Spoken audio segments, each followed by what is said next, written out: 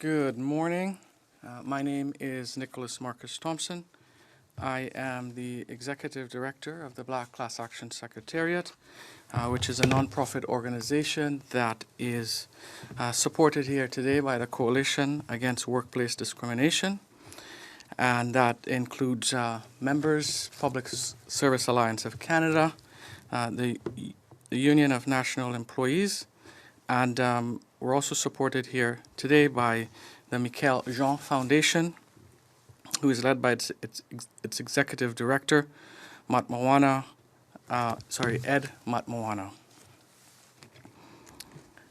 And we are also here with Sharon Desousa, who is the national president of the PSAC, as well as Alisha Kang, who is the national president for the Union of National Employees. Today is Human Rights Day, which recognizes the inalienable rights that everyone is entitled to, regardless of their race, gender, sex, or religion. In Canada, these inalienable rights continue to escape Black, Indigenous, and racialized workers. The right to work free of discrimination. We've seen reports after reports, acknowledgements after acknowledgements about systemic discrimination running wild throughout federal institutions. And the more alarming thing is that those who are perpetrating the discrimination are then called upon to implement the solutions, from the Canadian Human Rights Commission all the way to the head of the public service at the Privy Council office. The inalienable rights of workers are being violated. Black workers have said enough is enough and have led the charge in redressing these harms for all workers. And that is through the filing of a landmark class action that has been brought against the entire federal public service 4 years ago, that seeks to bring 99 federal departments and agencies before the court for the government's practice of discrimination, systemic discrimination.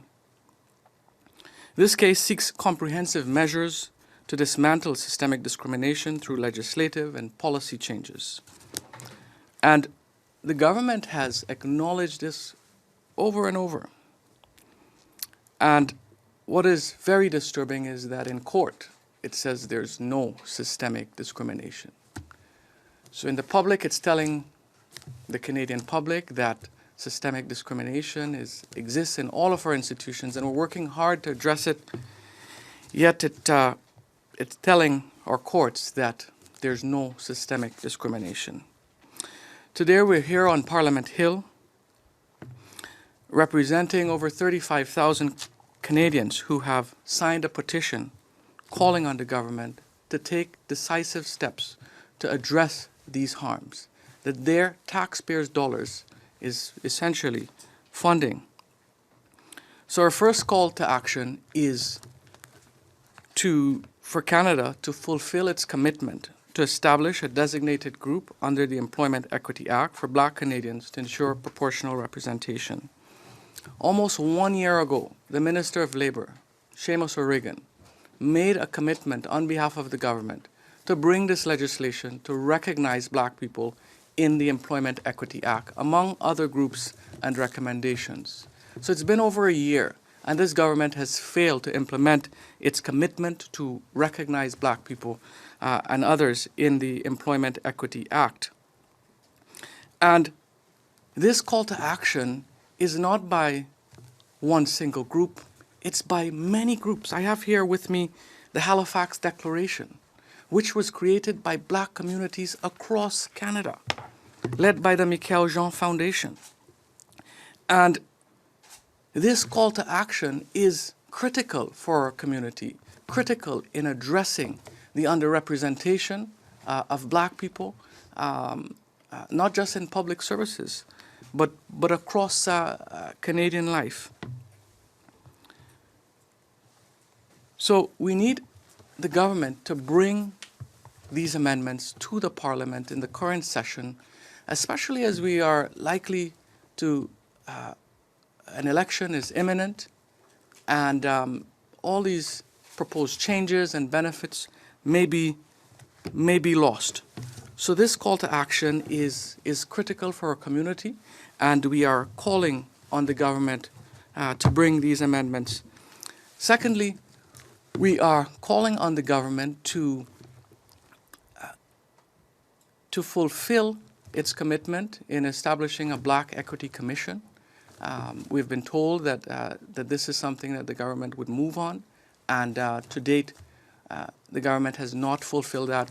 A big part of the problem, as we have identified, is that those who are committing the discrimination, the government is calling on them to redress it.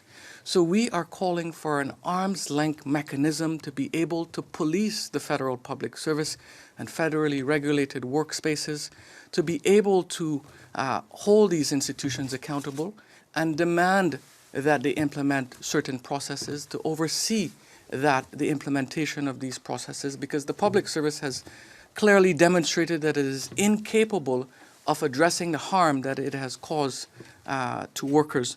So that is very, very important, the accountability measures. So we've talked about the legislation, we've talked about accountability measures. The mental health aspect is also critical, and we continue to see challenges. It's been over 3 years since the government committed to establishing a mental health program to redress the racial trauma that it has caused in the public service. And you know, they're continuing to work on it. Today, on Human Rights Day, not a single worker has had access to the government's Black mental health program. And the harm just continues. So no legislative changes, no real sustainable changes that have been realized by workers today, years on, since filing this class action. And finally, there's so much harm. The Rachel Zeller's report identifies so much harm at the Privy Council office, so much harm identified at the leadership level in the recently released Zeller's report. And we're not hearing anyone saying they're sorry. No one is accepting responsibility for this harm. So apparently it's the walls that's causing this massive discrimination throughout our public service. And we want the Government of Canada to acknowledge this through a meaningful apology, because words matter, but not words alone. So we need concrete action to be able to realize, and to redress all of the harms that have been caused to workers. I will now invite the National President for the Public Service Alliance of Canada to bring remarks.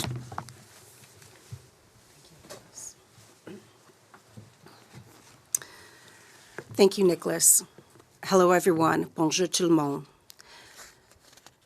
PSAC is here on behalf of more than 165,000 federal public service workers.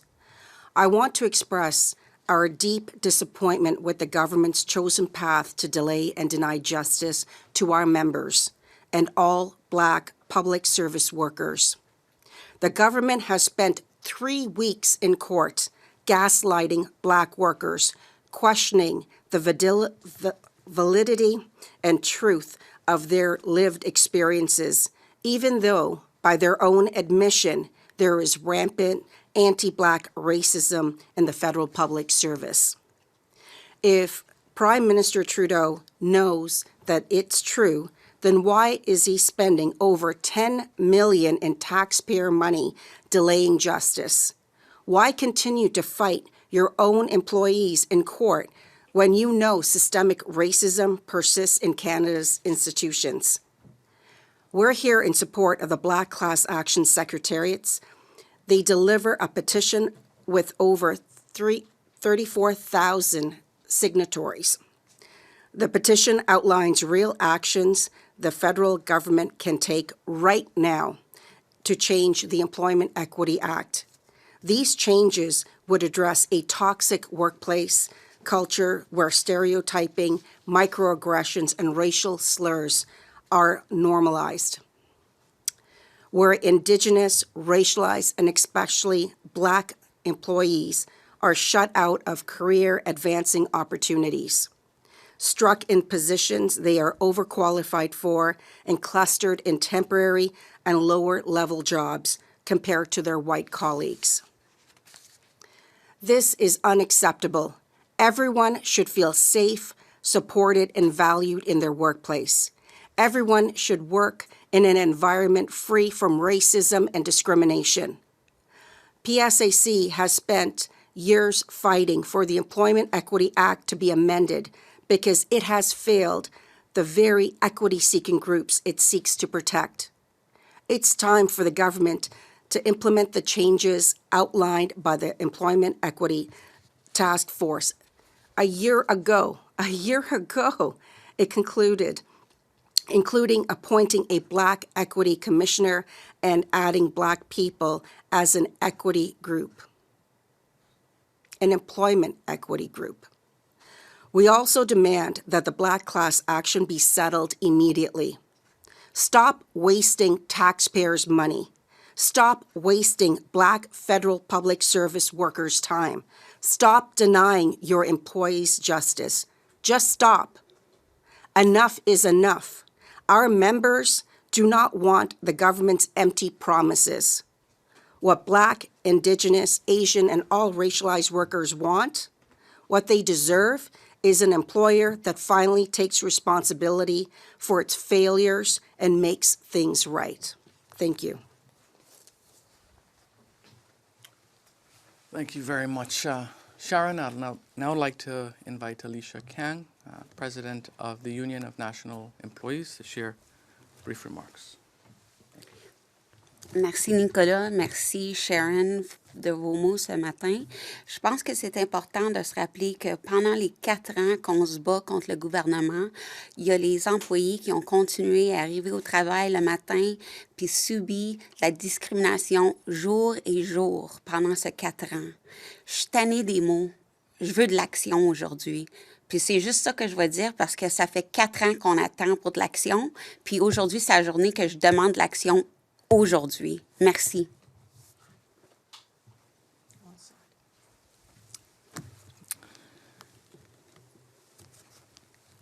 In a few moments, we will march with workers towards the Prime Minister's office, where we will deliver this petition to Prime Minister Justin Trudeau, the President of the Treasury Board, Anita Anand, and the Minister of Justice and Attorney General of Canada, Arif Virani, with a comprehensive set of demands to redress systemic discrimination within our public service and to the benefit of all Canadians. This concludes our press conference, and we'll take any questions. Have you heard anything from the Prime Minister's office or cabinet ministers about your petition? Have you heard word that they might be receptive to receiving your petition, or no? No, we have not heard anything from the government. Have you heard from any other parties or MPs to see if they would be willing to officially sponsor your petition so it could be presented in the House? Yes, the member of Parliament for Hamilton Centre, Matthew Green, has agreed to sponsor the petition to the House. Yeah. And then, so this time last year, Seamus O'Regan, Labour Minister then, committed to creating a new category for Black Canadians under the Employment Equity Act. You said there hasn't been much progress since then. Have you had any meetings or talks with the new Labour Minister, Stephen McKinnon, about the progress on this call to action, or have you not heard anything from him? We have not heard anything other than their continuing consultation. And I mean, how much, it's a year later. So the idea of, let's understand this process first. When they launched the review of the Employment Equity Act, led by Professor Adele Blackett, it's a 12-member team that consulted for almost 2 years. Over 300 communities. They receive stakeholder inputs from unions, human rights groups, individuals, everyone presented before the Blackhead Task Force. And the document that was presented is comprehensive. It goes and it looks at the act and it provides recommendations to address almost every barrier in the act for almost, I wouldn't say almost, for every underrepresented group. So the recommendations are robust in the Blackhead report. So to say now you're still continuing consultation, it seems very, very unfortunate. It seems like a stolen tactic, and it seems like this government really does not want to address the harm that it has caused and that it has acknowledged that it has caused. So there's no need for any further consultation. We need implementation, and we need that to be done right now. Thank you. Thank you. This concludes the press conference. Merci. C'est ce qui conclut la conférence de presse. Thank you.